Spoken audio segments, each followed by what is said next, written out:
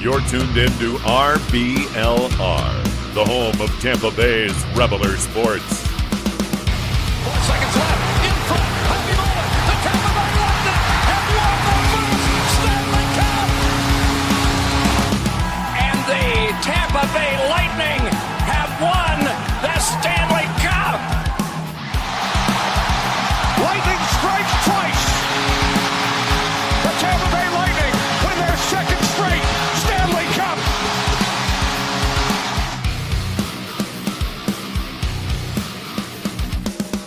Hello, everybody, and welcome back to RBLR Lightning. As always, my name is Jake Bricker. Along with me, it's Joe Zanataro, it's Matt Gannon. Guys, welcome back to the show. Another week of Lightning hockey to get to. Thrilled the guys have you here. Lots to get into with the Lightning's crazy weeks, some injury news. The playoffs are right around the corner. Literally, we have one more week to go. But first and foremost, guys, how you doing today? Doing pretty well today. This past few days after it started raining, man, my allergies were kicking my butt, so my voice sounds a little bit off. Matt, let's hear from you. I don't know if you want to hear from me. My voice doesn't sound any better. A little bit of a sickness and a rowdy Leafs game has got my voice in shambles right now. But I'll try to put on a good performance for you guys and all our fans. Oh, we always appreciate that, Matt. But listen, big things to talk about because with the playoffs right around the corner, it's crunch time for the Bolts. And interesting week for the team. You look at the bookend games, not too bad. The middle two games, though, not as great. We'll get into that all, though. We appreciate everybody tuning in here with us live. Don't forget, you can follow us on social media at RBLR Sports, at RBLR Lightning, so you know when we do go live. If you're here hanging out with us, drop a comment down below. We'd love to hear what you guys have to say. Join the conversation. We look forward to hearing what you guys have to say. But with that said, let's get into the injury news first, guys, and get that out of the way because there is some big things we have to talk about. Two main players the Lightning will be without for at least the remainder of the regular season, and that is Luke Glendening and newcomer Bjorkstrand, which both of these guys, bummer to lose. We know Glendening out for the regular season. Bjorkstrand expected to come back at some point in the playoffs. It sounds like he could be out for the first round or maybe part of it. No exact ETA on that. While these aren't groundbreaking losses as like losing a Kucherov or Vasilevsky or something like that, guys, definitely disappointing to lose either of these guys because I felt like, especially Bjorkstrand, I was really starting to heat up here. Do we know what the injury was to Bjorkstrand? I haven't actually seen anything official as to what's going on with him or a timeline. Just the classic lower body thing. We don't know. Yeah, it's a bummer. He really was starting to heat up. Like he went through a little bit of a cold spell there, after scoring in his first game with his new team. And then over the last, 2 weeks or so, he has really, really looked like he is fit. So that is a huge blow. And then, Glendening, you don't want to put too much stock into your fourth line center, but he's one of the best face-off guys in the league. He's very reliable. So he's great on the PK. Blow. He's great on the PK. So that is a pretty big blow, but, it's not insurmountable. We've been pretty lucky with injuries this year. I'm knocking very hard on wood, but if these are the biggest ones that we've had to face pretty much all year, not that I'll take it, but we can overcome. And let's face it, we've got plenty of guys that are itching at the opportunity to get called up, and I know we're going to get into it later, but why not start off the top of the show with the good news of Geeky came out as soon as he was called up and instantly made an impact. Yeah, can't wait to get to his game and what he did for the Lightning against the Buffalo Sabres. But you're absolutely right, Joe. There's a lot of players that can get called up. We've seen it for the Lightning in years past. There's always somebody that really steps up. And listen, these guys aren't out for the entirety of the playoffs. They are expected to be back at some point. We just don't quite know when. With that said, though, let's get into some of these games for the Lightning in this week. First one against the New York Rangers. Rangers fighting for their playoff lives. But boy, did the Lightning look pretty darn good in this game. I thought early the Rangers did look like they were fighting for their playoff lives and played pretty darn good hockey. But then the Lightning said, all right, enough of that.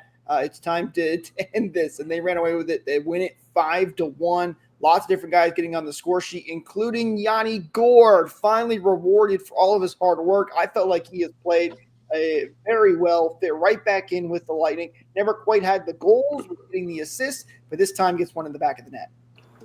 I thought he had a monster game. We've said he's been all over the ice creating havoc, and what better way to score than basically laying on his face and tucking one in on a rebound. Gord's been playing really well, and in this game with New York, it did look like the Bolts were hungry for a win, and I don't really want to pull it back to the Vasi's better, versus Shesterkin sort of thing, but it kind of shows you that when the pressure's on, we've got one of the best goaltenders in the league. The Rangers did, push pretty hard, especially in the second, but they had 39 shots, and Vasi stopped all but one of them. Jeez, when you put it like that, it seems like utter domination by Vasilevsky. I mean, you can argue that it was. I'm not going to say that he might have stole this game for us because you're looking at a 5-1 score, but got up three quick ones, and then Vasi, finished the game for him. Yeah, you take a minute 30 out of this game, and it's a completely different game. It's a tie game, really, and it wasn't a perfect game by the Lightning by any stretch. It was definitely a game that I'm walking away with a huge smile on my face. But again, you take a minute 30 out of that game, and it's completely different. I don't think the Bolts really played their best. I don't know what was going on, but after that first little flurry, I mean, even before the 3 goals in quick succession, the Rangers were playing pretty good. They were really doing a good job of keeping us in our own zone and getting some really dangerous chances. So I guess you can say that Vasilevsky did steal this game for us a good bit, but he did have a ton of goal support at the other end in quick succession. And I mean, this game was really, a lot of it was special teams goals too. And we've talked about the Lightning being a little bit stagnant with the power play. And they, came in hot. They were 3 for 4 and against the Rangers, and they showed a few different looks. They haven't had as much difficulty on their entries, and I think we've seen more consistency out of the power play. And this kind of exemplifies it against the Rangers here. We just talked about Bjorkstrand running into an injury issue, obviously, but I believe this was the game he was in the slot on the power play, and it looked fantastic because he's got such a good shot, as we know. That's one of his best parts of his game. And I loved having him in the slot, just a different look for the Lightning, and getting somebody else on the outside, getting Point away from all the, because as we know, when Point was in the bumper, everybody just came in close to him.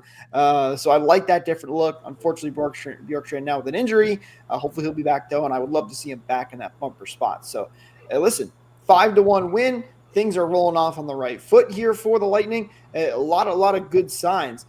We do have a comment here from Lisa who said that this was a good game. I thought it looked a lot like playoff hockey, and I 100% agree with you. The Lightning played a really solid game. They were aggressive. They fought back against the Rangers, who were also trying to play aggressive because they knew their season was in trouble. But overall, not much to complain about from the Lightning, especially with the way Andrei Vasilevsky looked. All right, let's get to the next game, though, because this was the big one. And it's the one we talked about last week, the one you circled. This is the one that the Lightning, fighting for that first spot in the Atlantic Division, had to be the Toronto Maple Leafs. They did not. They lose this one 4-3 in overtime. Now, there's a couple of storylines that I've seen people kind of run around with this game.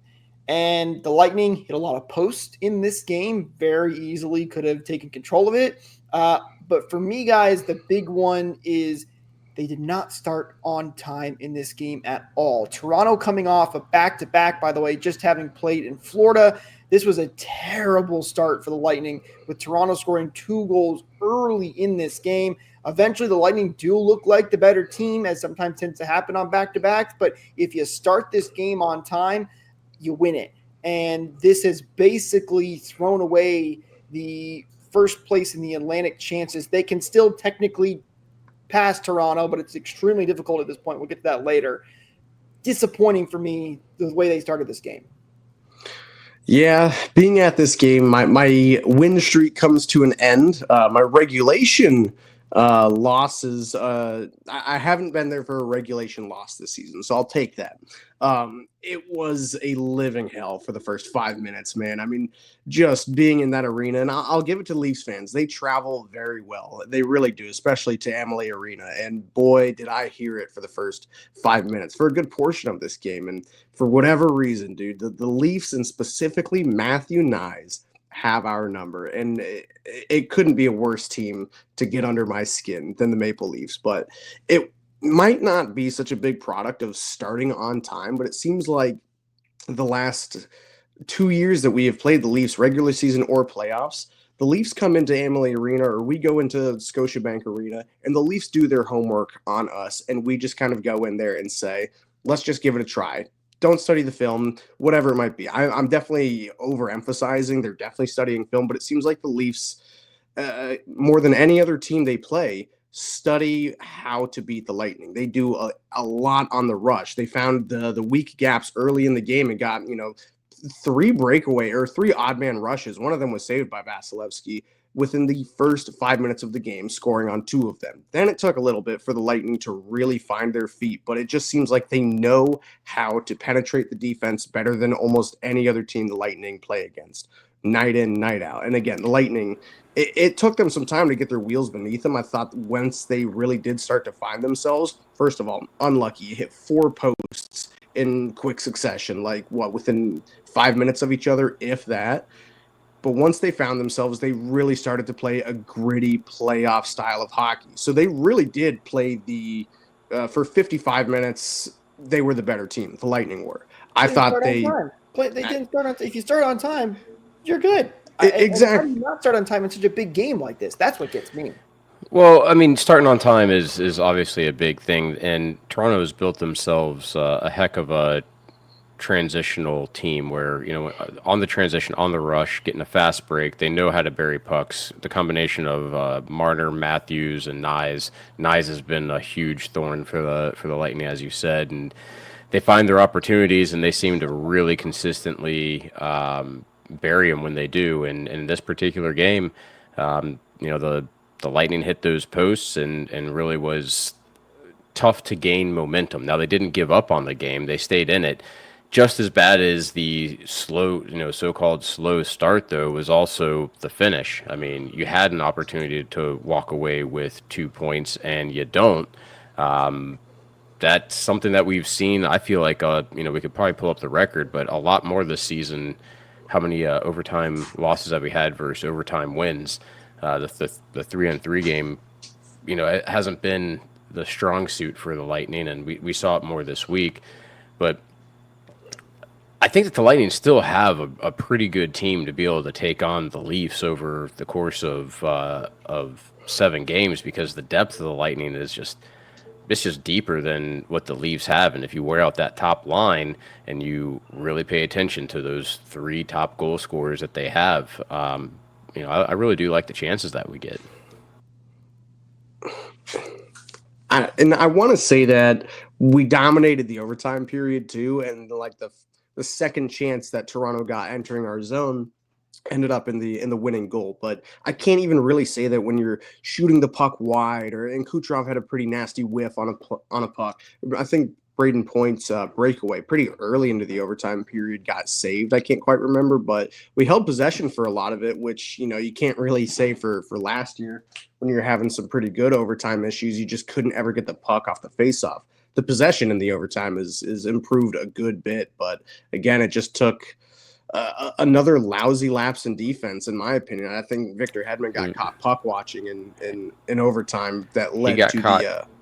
Yeah, 100%. He should have stopped on the net. Instead, he went for a fast break the other way. And actually, just watching the goal visualizer, if you watch that on the NHL, is I suggest you pull it up right now, because it illustrates perfectly what happened, and then it's just as equally depressing once you see the goal actually goes in, and then all of the numbers that start lighting up for Toronto jumping onto the ice. It shows all their players coming onto the ice and celebrating the win, as then I think Hedman shoots it down to the opposite end in frustration. You can see it all happen right in the goal visualizer. I didn't even stick around to watch. I saw the goal go in. I saw it was number 23 or whatever Matthew Nyes wears, and I stormed out. Yeah. I mean, I was not sticking around for it. So look, it was an overtime loss. It hurts more because it was the Maple Leafs. But if you look at our record, we have points in 9 of the last 10 games.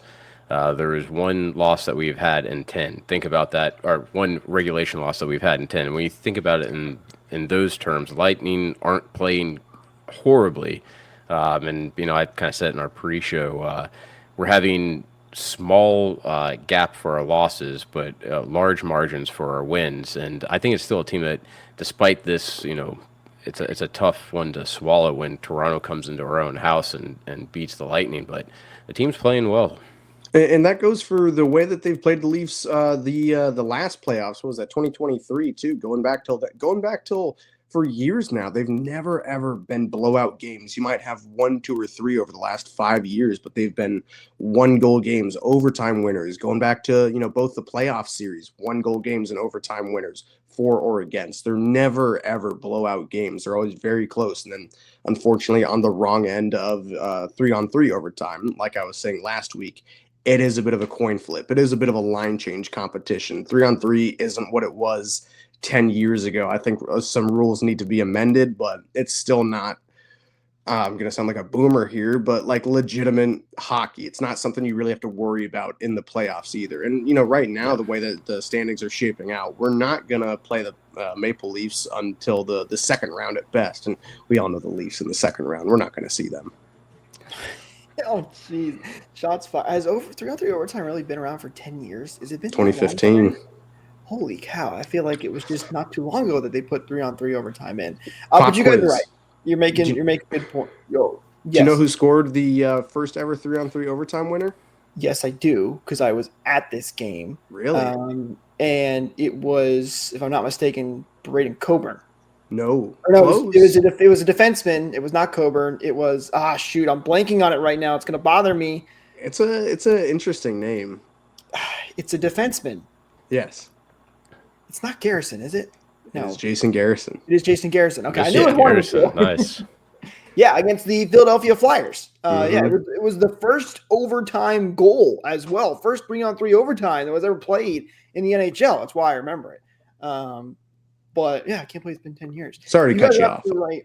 You're making great points. The only thing for me that made it more frustrating, it's not even just it was the Leafs in our own building, which did suck, but it was just the fact that they had a chance to compete for the Atlantic Division, and that totally got thrown to the wayside after this loss. But are we, before we move on, are we actually mathematically eliminated from being able to get to the top of the division? I know we can tie them. Do we have the tiebreaker? The Leafs Toronto would have to lose out. We would have to win out. I'm pretty sure. It's 2 games. It's not like it's not like a huge win out, lose out sort of thing. But then the tiebreaker is what would come that make us even in points. And it's what's the next tiebreaker? Regulation wins. Both teams have 40 right now. So then we'd have 42. We'd have more. Correct. If the Leafs have the easier schedule, I would say. I just looked it up and I must have pushed it away. But the Leafs play, I think. They're playing Montreal and Carolina. No, that's who they just played. They're playing Toronto or Buffalo and Detroit. And Detroit, yes. So. Yes, it's still technically possible that they could do it, but a lot tougher at this point. But still possible. I do want to get to a comment here from Beverly, who asked a good question, saying, "Do you think the Leafs are in Vasi's head?" Because it's definitely been a storyline for some people that Vasilevsky has struggled tremendously against the Leafs. Here's the record, by the way. Vasilevsky in his last 5 games against the Leafs, 1-3-1. With a 3.3 save percentage. Wait, that doesn't make any sense. Goals against average of 3.3 and a save percentage of 879 in his last 5 games against Toronto, which isn't great, but I don't know if I think Toronto's just been a good team and played really well. And as Matt kind of alluded to, they've known how to play the Lightning and know how to beat Vasilevsky. I think they built a team that is made to do exactly that, and they've studied, where to take their shots and be opportunistic with them. Vasi's so strong mentally. Maybe there's a little bit of a factor for it, but just the way that the Maple Leafs are built, I think, is more of a thing than it is the fact that Vasi's in his own head.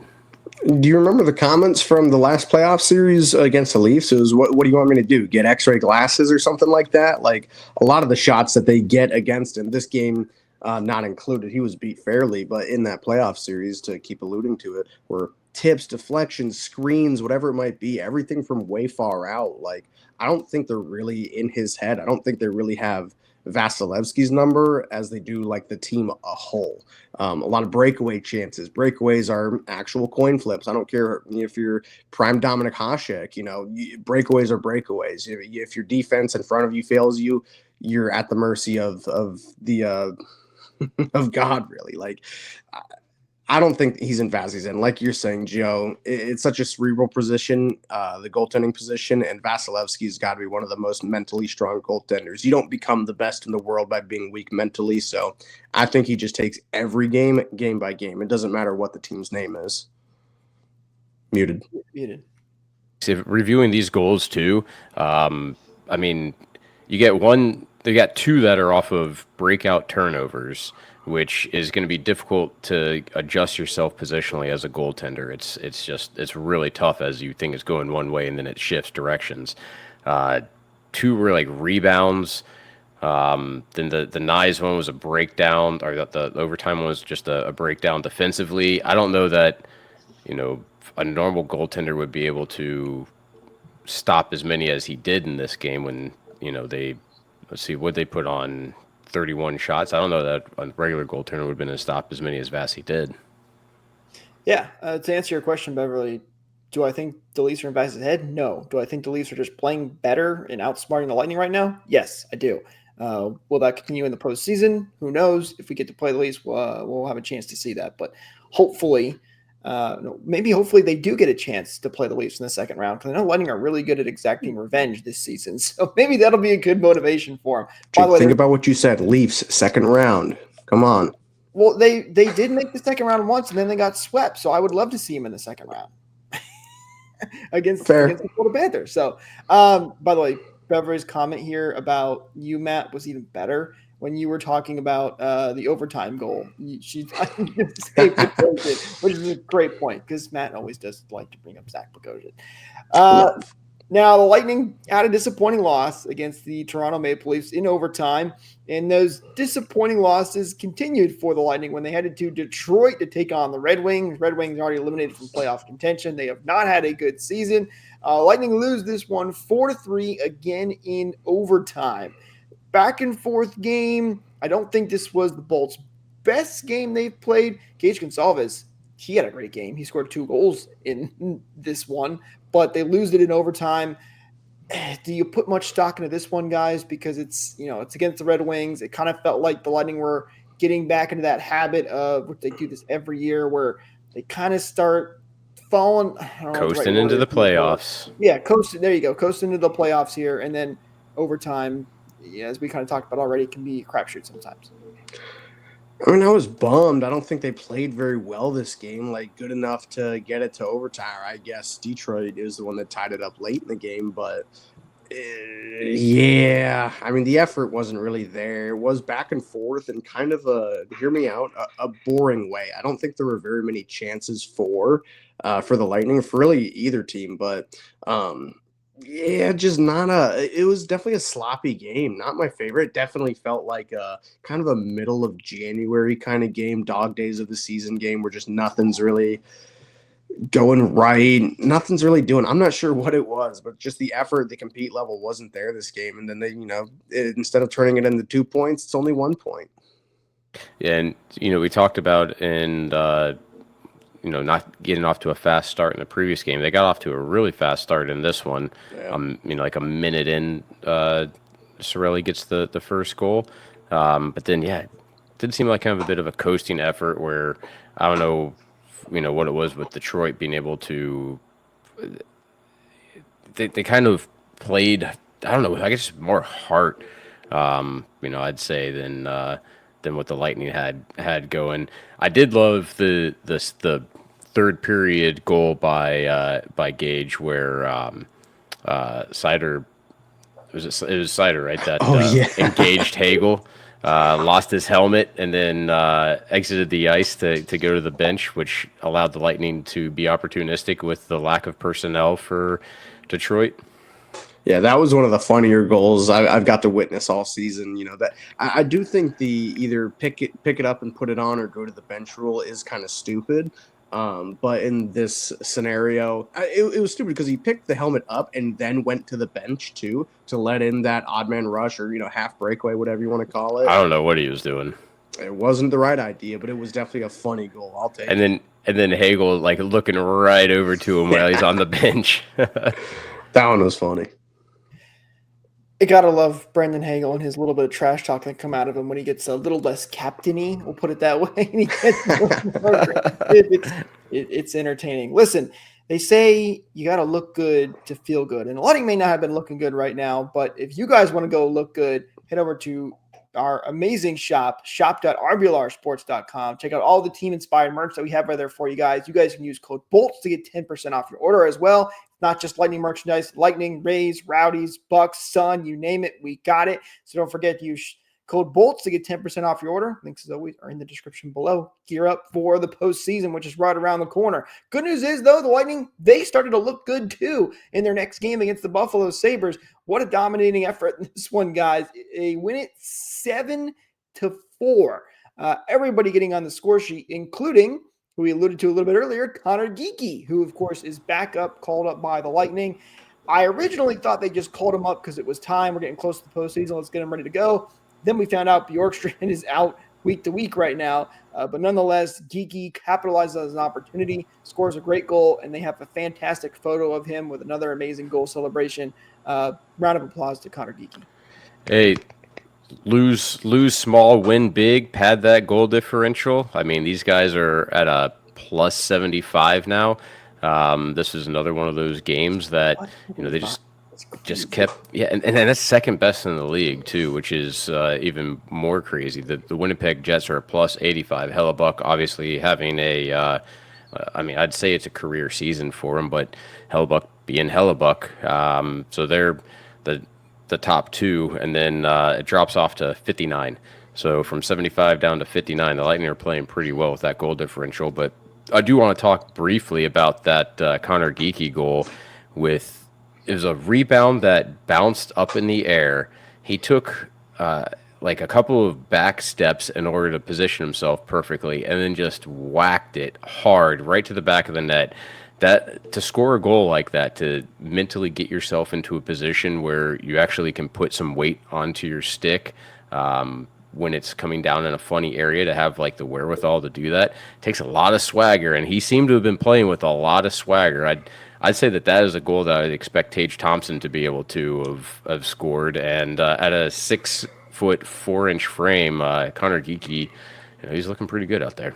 Oh yeah, he definitely got the recall bump that Gage Gonsalves got and is still riding. Hopefully that's just who he really is for both these players. I thought Geekie all game, he was a little unlucky in the first period. Did that goal come in the second or the third? I can't quite remember, but that was halfway through this. Most of the way through the second.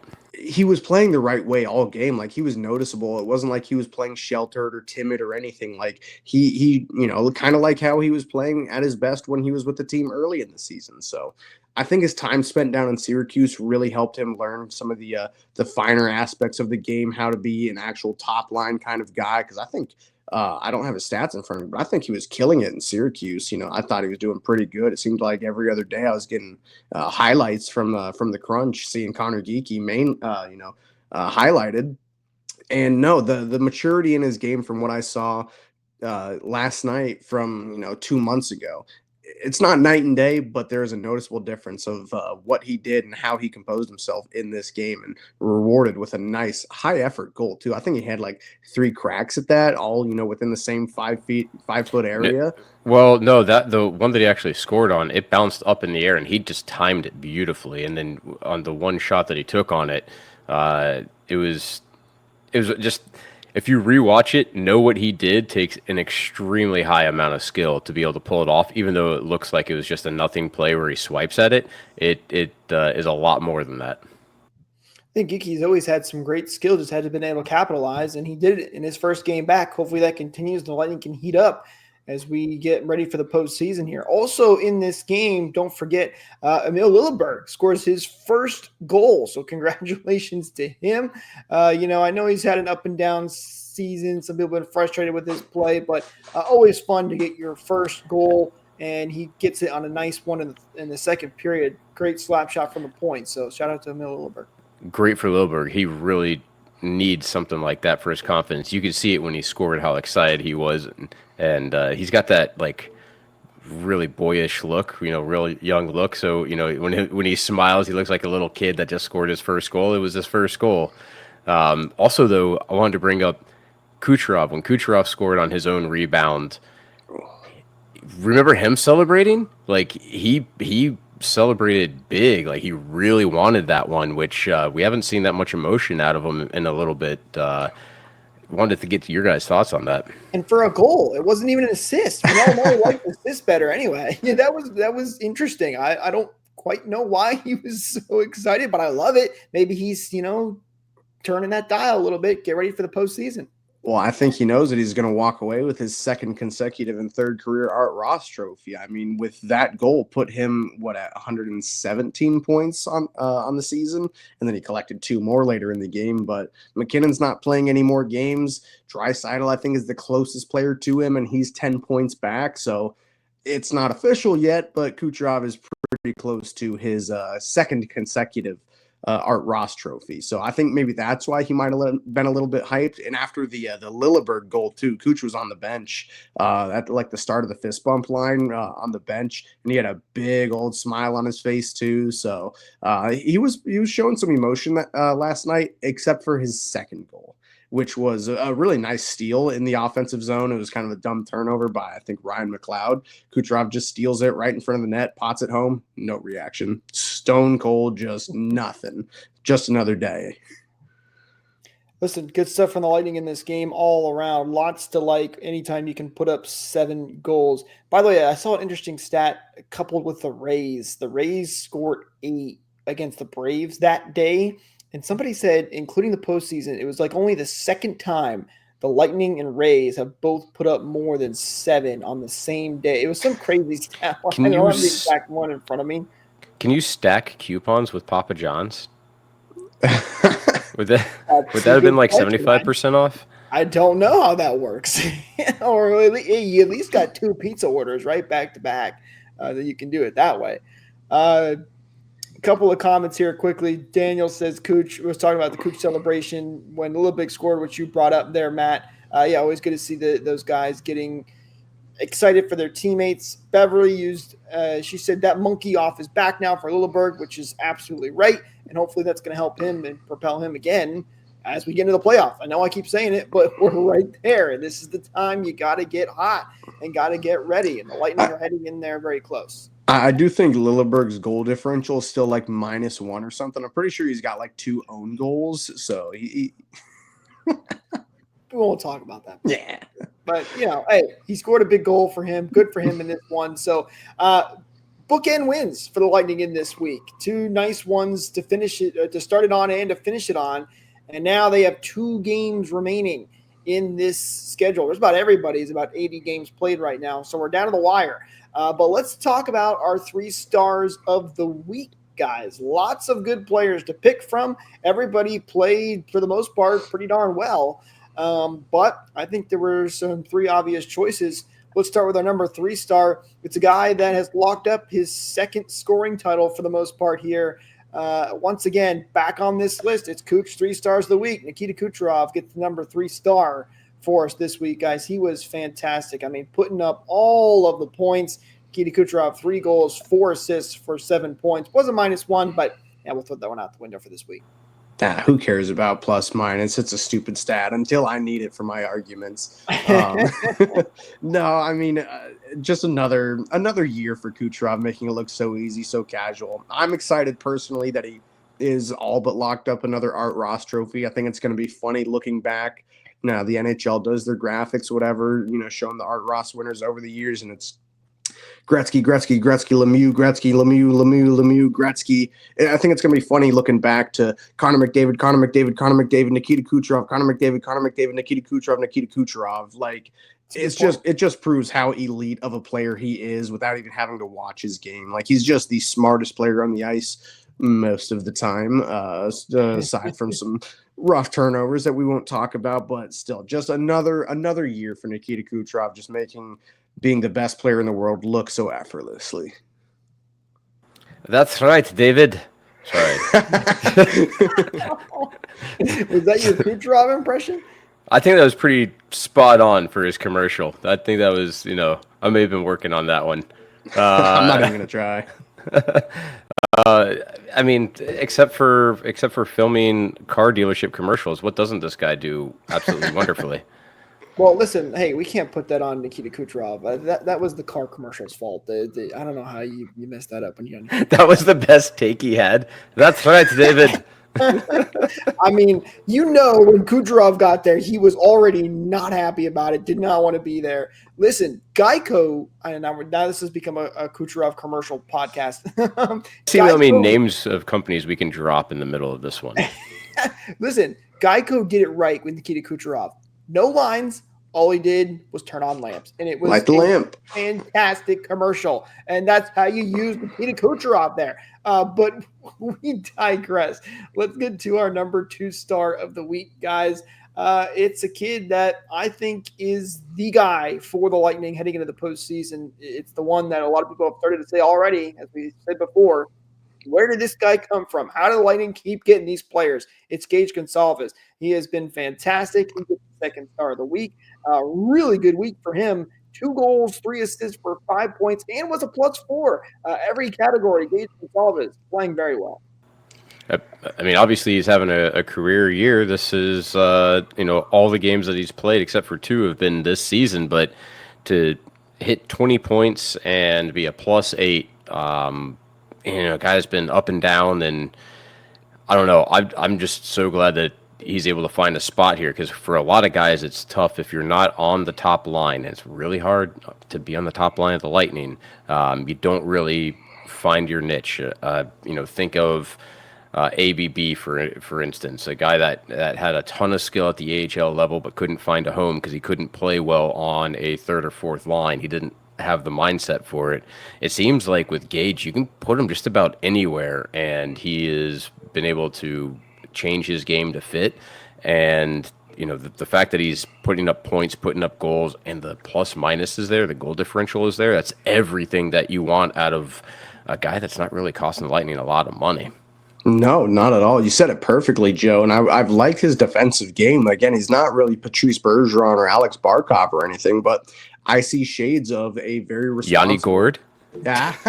No, he's not that ferocious. But I see shades of an excellent up-and-coming two-way forward. And like you said, Jake, where did this guy come from? It's just another prospect that came randomly out of Syracuse. This is a guy that has earned his spot in the lineup, not just been given it due to injury or whatever it is. He has played his way into, at minimum, the 3rd line, but you can bump him up to the 2nd. If you're feeling fancy, put him on the 1st line. I think he can kind of play anywhere. Of course, he's not going to be putting up 80 points or anything like that, but from what we've seen so far, we know the playmaking is there. He had a couple of really nice assists this week, last week, his entire time here. And now he's really starting to find his shot too. Both the goals he scored in the Detroit game were nice shots. I wouldn't call them full on, Stamkos snipes or anything, but just, leaned into it, put his weight in the shot, and sniped it top cheese. So good on Gage for really finding his game. He's a future star in the making.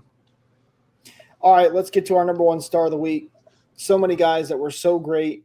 Both Kucherov and Gonsalves were fantastic, but one guy I do think kind of outshined everybody.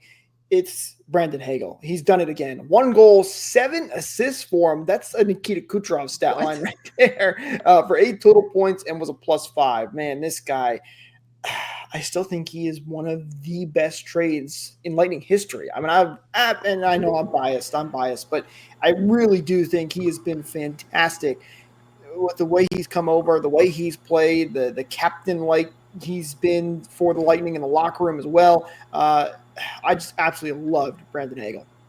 Amazing acquisition, without a doubt. I mean, he's got 90 points. It was last season that I believe you, Jake, were saying, I think he might hit 30 goals. That was your prediction. And, I mean, we thought he would be up to the task, but really, I don't think I fully appreciated the upside of Brandon Hagel, and it was significantly higher than I ever would have guessed. 35 goals at this point, 55 assists, plus 35. And to me, one of the biggest things is that, he's got a very, how do I put it? Aggressive game. He plays really, really hard. He's played 80 games this season. Did you say 1 goal, 7 assists? Yes. That's crazy. I was prepared to talk about just a good week from Brandon Hagel, but I didn't realize he put up 7 apples. I mean, he put up, 5 assists in a game earlier this year? Every single year that we have had him since late 2022 has been – he's just improved exponentially. We ran out of words years ago for Nikita Kucherov, but I'm very, very quickly catching up to Brandon Hagel. I would argue that he's probably been on this list more than anybody else, maybe over the last couple of years since we started doing the 3 stars. Every single year, he just improves and improves, and finds a new ceiling for his game. He keeps shattering through the ceiling for what I'm expecting from his game. I was happy with him topping out at a 60-point, 25 goal, 35 assist kind of guy, and every single year just smashing what I thought he was able to do. And I can safely say, maybe aside from Nikita Kucherov, the best contract in the league. I mean, he needs to fire his agent because $6.5 million, whatever he makes in that range, is a steal for us right now for another 7 years. And just to reiterate, the first full season with the Lightning, he played 81 games. He had 82 games last season. And, let's knock on wood that he finishes out the next 2 games this season. The durability is a huge thing. You don't want to pay a guy that's not playing, and he's playing every single game. And he gets banged up. He doesn't play an easy game by any stretch either. He goes out there and he plays hard minutes. He plays second unit power play. He plays first unit penalty kill. And I don't think he still has a power play goal either. And what he has, how many goals did we say he has? 35? 35. That's insane. I mean, he's so close to a 40 goal scorer. It's probably not going to happen, but that is unless he gets a 3 and 2, but he does have 0 power play goals and 11 power play points. He's incredibly good. I made the mistake of going away from him for my bold predictions every year. I'm gonna say it right now. Next year's bold prediction: Hagel scoring 40 goals. We're just gonna bookmark that right now. I'm sticking with my guy. He's been absolutely book him, Dano. A very well-deserved first star of the week. So there are your 3 stars: Nikita Kucherov, Gage Gonsalves, and Brandon Hagel. One more Hagel stat. He has 11 power play points, but he also has 7 shorthanded points.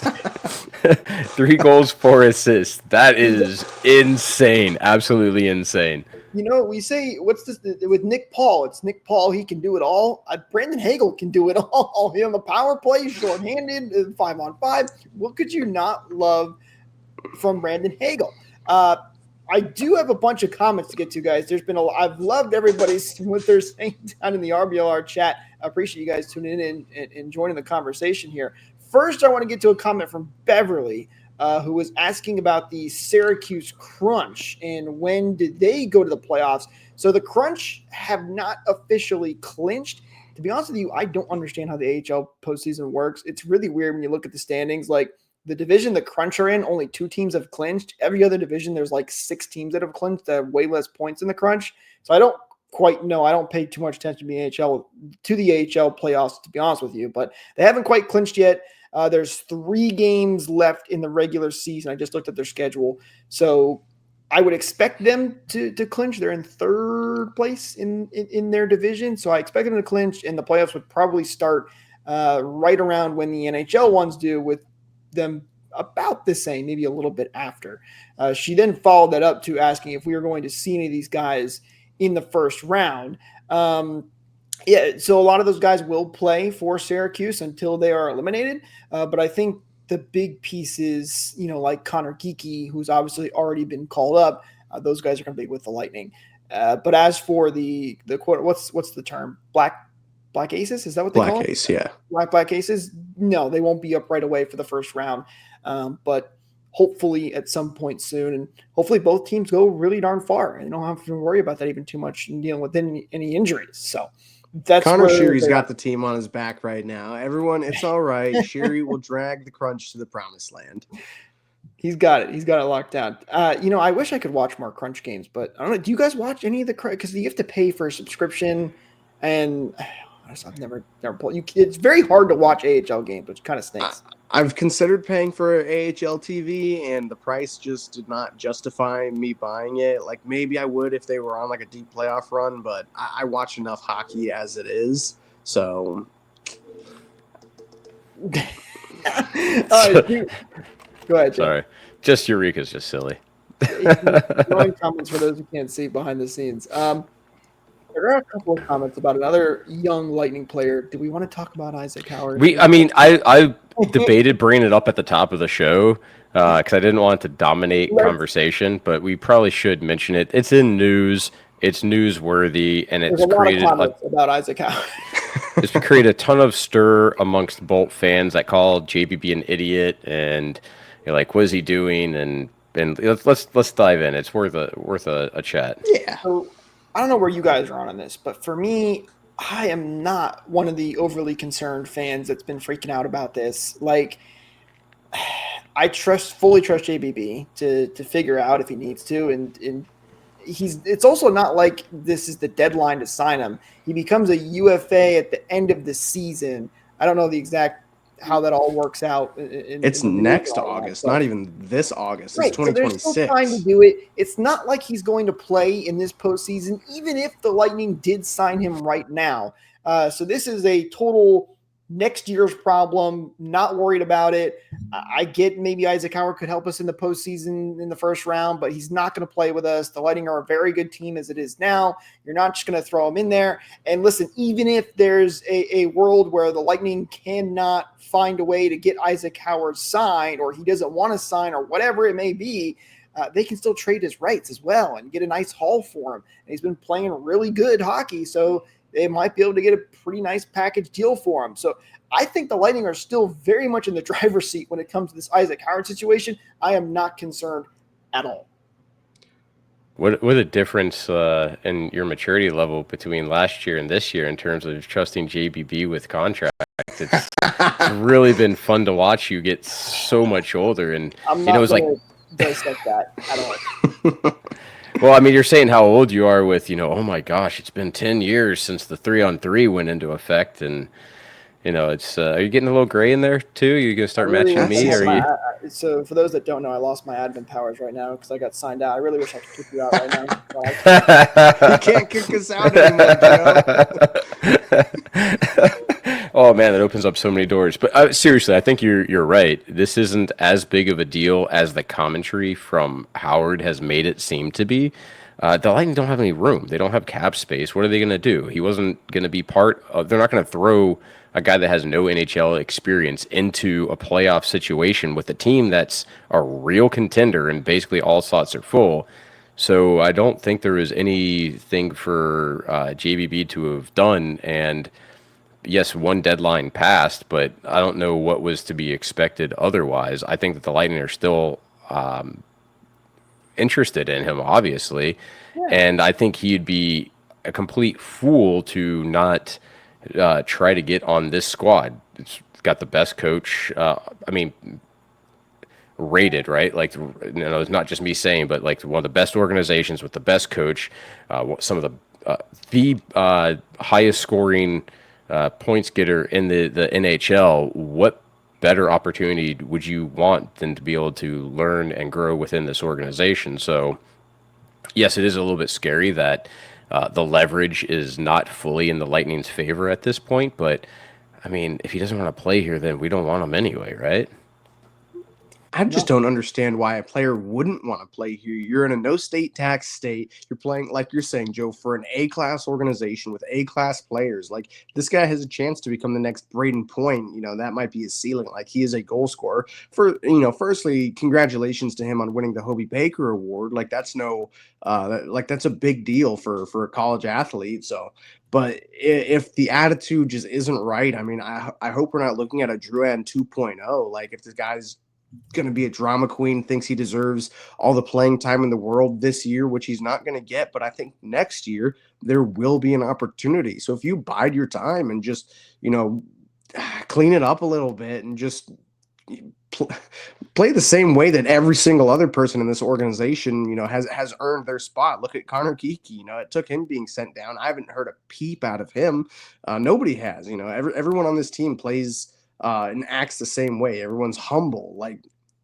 I might be digging a little bit too deep and taking shots at the kid, but if you think that you deserve playing time, and this is all speculation too, nothing has been said about, what he feels, how he feels. The only thing that I've really heard on record is, we didn't see eye to eye on X situation or whatever it is. There's still a lot that we don't know, that we're in the dark on, but if you just don't expect it this year and maybe try everything in your power, like you could be playing preseason games next year. You could be playing NHL games next year. You could be playing playoff games next year.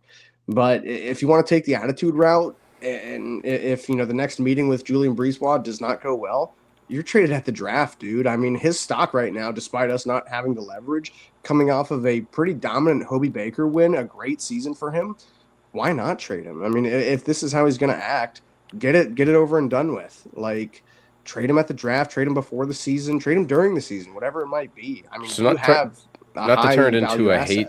Yeah, and not to turn into a hate Howard conversation, which I don't, and I don't think it's his comments were completely crazy, but there is something to be said about the disposition of a player, and you can, I said it so many times. Well, I'm not going to bring it up again, but you can tell someone that acts like a loser, and I'm not saying he's acting like a loser, but he's got a different personality, and sometimes that doesn't help the team.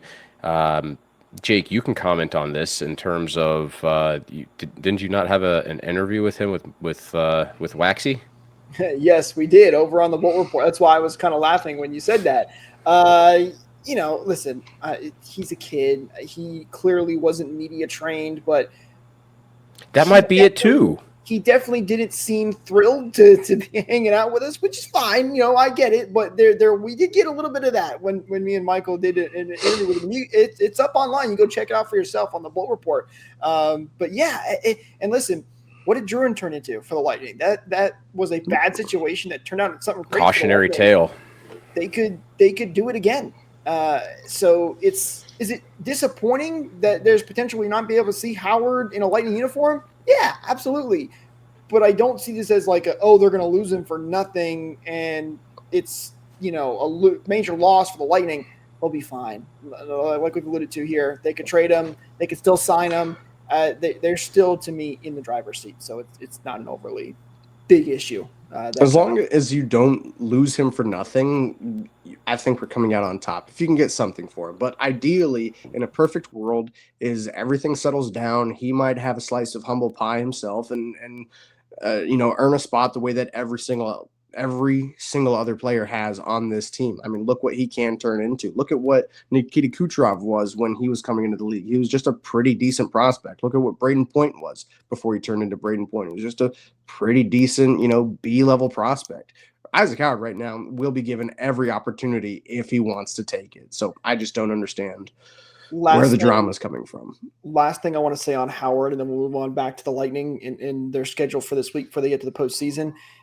There was a comment. Somebody asked Cooper about Connor Geekie and the way he's handled his situation and being sent down and then coming back up, scoring a goal. And basically Cooper had very high praises for Connor Geekie and the way he's handled himself, the way he's been back in the locker room. And somebody commented and they said, I should go pull up the comment because I don't want to butcher it. But basically they said, nobody show this to Drew and Howard. They combined Isaac Howard and Jonathan Druin, saying both those guys, which I thought was hilarious. So whoever threw that comment out there, A+, that was great. I did get a kick out of that. But, this just kind of goes to show you that it's true. Your attitude can mean a lot. So hopefully they work it out or they get a nice big trade package. We'll see how that plays out. But right now, the Lightning have to focus on the end of the regular season here and getting ready for the postseason. Just 2 games left to play for the Lightning. They'll be taking on the Florida Panthers on Tuesday at 7:30 p.m. Eastern at Amalie Arena, and then they will finish the season on the road against the New York Rangers at 7 p.m. Eastern in Madison Square Garden. That game on Thursday. So one more home game, one more road game for the Lightning. The big game for the Lightning standings-wise is the one against the Panthers. The Panthers just 2 points behind the Lightning right now. The Lightning do have the tiebreaker over the Panthers, but obviously a win against Florida can kind of put them away and secure at least a second-place finish in the Atlantic Division for the Lightning. And then the Rangers eliminated the playoff position already, so not as good there, but it's 41 right now. I mean, it's just all exciting coming up to the playoffs. We got 2 more games. We gotta wait for it, and obviously it's going to be an important. Well, I don't even know if it's going to be that important. It'd be great to have the home ice advantage, but I don't know that it'll matter that much. I just can't wait for the playoffs to start. They couldn't come any sooner because most of our guys, our key guys at least, are healthy. The Panthers still are nursing injuries, so the faster we get to postseason, the better. But, finish out the season strong. Let's go. Do you rest any guys against the Panthers or the Rangers? No. No? Absolutely not. I'm very anti-rest, especially when it comes to some other leagues. But, who needs it? Get going, get ready, stay in playoff form. And hockey's a very physical game. I know you're worried about injuries or something like that, but hey, you're playing the dirtiest team in the league. I'm worried. No, I mean, yeah, but at the end of the day, I think we've never seen that kind of thing from any team in the NHL. I don't see it starting now. This is a good question. Daniel asked about how important is second place in your minds. Also, we did talk about this last week as well, so I highly recommend you go check out that episode as well. But, Joe, you kind of alluded to it. Not super important for you. Listen, it's not going to make or break. Against the Panthers, at least. It's not going to make or break things for the Lightning. They've been better at home this year. There's no question about that. There's no denying that when you look at the record. Is it nice? Yes. Does it help? Absolutely. Is it going to mean the difference in a playoff series? Not necessarily. So even if they are finishing in second place, I don't think it's the end of the world. It's just kind of nice to have that home ice throughout the majority of the playoff. That's all. And one thing to keep in mind is that if you do not have home ice advantage, if you split on the first 2 games, you take home ice advantage away from the other team. Yeah. And as long as you can do that, then I don't see the Lightning dropping the first 2 if we're playing the Panthers and they have home ice advantage. It's really hard for me to picture that happening this season. So either way, I think they're going to be in a good spot. And I always forget how reseeding works for the second round. So we'll just, I guess, maybe skip it for now for what would happen next round. But it depends on where everybody finishes. The Lightning would play, if they sit in second place, they would play either the Leafs or, as of right now, the Leafs will play the Senators. So they'd play one of those 2 teams. And depending on which team it was, do we do the Senators Highlander style, take the higher order of Detroit, or of Toronto, rather? I forget how that works. If the Lightning played the Senators in the second round, the Lightning would have home ice. Okay, so you don't have home ice there. Okay, well, yeah, I don't think it's personally that important, but it all depends on if you can split that home game. I forget what my answer was last week, but I'll take either or. I mean, the litter box is just Amalie Arena South, so I mean, it doesn't really matter to me. It's home or home. We run Florida still, so it's all good. Guys, that's going to do it for us in this episode. Thank you so much to everybody for tuning in. Thank you so much to all the comments that we had. We love Daniel so much. We're still leaving it up there, too. Thank you so much, everybody, for tuning in. We really do appreciate it. Don't forget to hit that like button, hit that subscribe button, share this video with another Lightning fan if you did enjoy it. It really helps us out. We do appreciate it. Don't forget to follow us on social media at RBLR Sports, at RBLR Lightning. We'll talk to you guys in the postseason. Go Bolts.